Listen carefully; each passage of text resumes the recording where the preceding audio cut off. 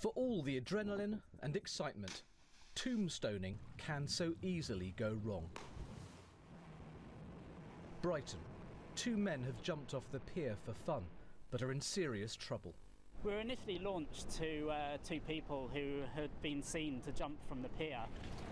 One person was drifting in and out of consciousness, suffering with the shock of the cold water. 1, 2, 3, 4. Thanks to the lifeboat crew, both men survived. But for Jade Cohen and Nigel Horn, who carried out the rescue last month, tombstoning is insane. It was dead on low tide, so he would have a couple of metres, if that, underneath him, and thinking about spinal injuries. So you could be jumping, you think, into lots of water, but actually only be centimetres below you.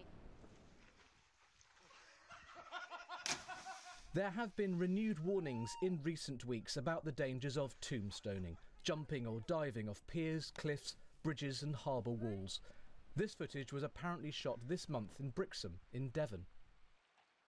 According to the Maritime and Coast Guard Agency, there have been 5 reported tombstoning injuries so far this year, possibly more unreported. Since 2005, 83 people have been injured, 20 have been killed. There's a lot of bravado with young men, and probably what I'd say to young men is look after your mates, because sometimes they get carried away. Is it mainly young men rather than women? It is mainly young men. Social media does have a part to play. Yo, what is up, Shin Warriors? Not tombstoning as such, Come on.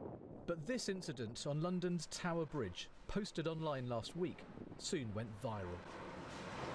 What were you thinking? What was going through your mind? I thought I'd do this and show people Daredevil, but what happened was the current, it didn't let me swim to the side, so that's why I couldn't. I had to scream for help, and then I caught onto this small thing, which I then climbed out, but by then I had swallowed a lot of water. Yeah, it was a pretty stupid idea. A big thing with me was if there was girls around. It's a bit of male bravado, I think. Nick Biddlecombe's decision to tombstone along a coastline he thought he knew well changed his life. I didn't realise there was an overhanging bit of rock underneath the water, so it ended up only being about 2 foot deep. Hit the bottom and broke my neck and severed my spinal cord, and then was told that I wasn't going to walk again. When Nick sees others tombstoning, he often warns them of the dangers. The response can be alarming. I tend to get abuse from people telling me I'm trying to ruin their fun, and I just don't want anyone to have to go through what I'm having to go through.